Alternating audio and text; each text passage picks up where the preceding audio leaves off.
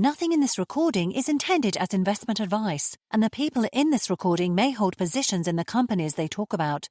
Do not make any investment based solely on a tip or recommendation.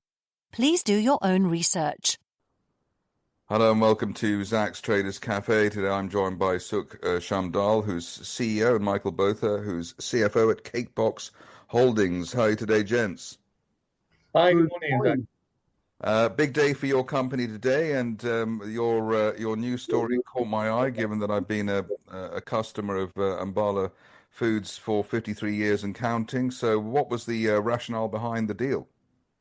Well, Ambala is a prestigious confectionery brand, and that holds a special place in the hearts of many within the Indian subcontinent and worldwide. I was brought up in my career in my dad's shop making mithai as well, and we always looked up to Ambala as the number one, and that's what we aspire to be.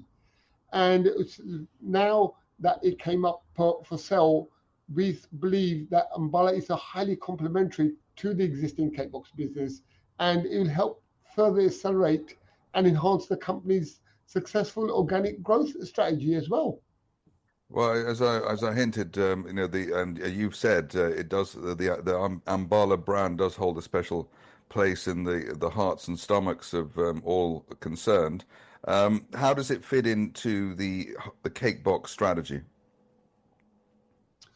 Our customers are shared. So majority of our customers buy mithai, majority of the mithai customers buy cakes.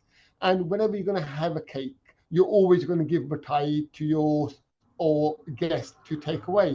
In a wedding, you're going to have your wedding cake, but you're always going to give mithai as a favor when they leave the wedding.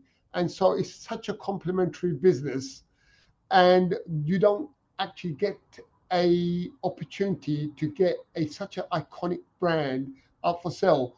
They're celebrating their 60th anniversary this year, and I believe that their reputation is so earned, just like Cakebox is the leader in the cake business. Are you surprised that nobody else has decided to pounce for Ambala? I mean, if you're in the know, I suppose over the decades you know what an iconic brand it is, but maybe other people are not so aware. Ambala went through a competitive process, and the owners thought that we would be the best fit to preserve the legacy and then drive Ambala forward and drive Ambala to the next generation. Right, I'll just go on to Michael now. You're the CFO, and there was a fundraise and a bit of number crunching must have been done ahead of this deal. How are you funding the deal, and what are your expectations once Ambala has been digested, so to speak? Yes, no. So thank you, Zak. Yeah, a lot of number crunching went on. So the value is 22 million, and that is 16 million for the business and 6 million for the freehold property where the production and the administration offices are. The funding has been done. We've raised 7.2 million as a capital raise, and then the remainder is from debt financing. We expect our sort of EBITDA to net debt to be just shy of one times by the end of this first full financial year that we will have Ambala, and it'll be EPS accretive in the first year as well. Are the margins similar in the Ambala type, or the I suppose the South Indian sweets as they are in other areas, or is it a different ballgame? No, they're very similar. When we look at, because we will be franchising the brand going forward, if we look at their margins post food and labour, they're very, very similar. There's a little bit of a mix change in that in Cakebox, we sell them the sponge and all the ingredients, and our franchisee assembles the cake. So there's a little bit more margin in there for them. But then their labour is a bit higher because they have front of house as well as back of house staff. Ambala, they're buying a complete product from ourselves. So there's a little bit less margin in, but then the labour is less because they've only got front of house staff. But if you take both of them into consideration, their margins are very similar after that. Just a final question to Sukh.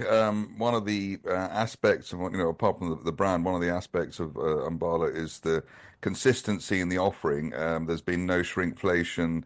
The samosa in 2022 is the same as the one in, 2025 is the same as the one as 1975. Is that something which is going to be important to you? Oh, absolutely. Ambala's built up its reputation on the quality, the taste of its mithai and its samosas, and we intend to continue that legacy and continue building up on the reputation and the quality that is made what it's made it today. Right. Well, on that note, great to speak to you, gents, and hopefully we'll get an update on how Ambala is going over the near term. And I'm off to get a samosa or two myself. Thank you very much indeed. Thank you very much, Zach. Thank you very Cheers. much, Zach. You.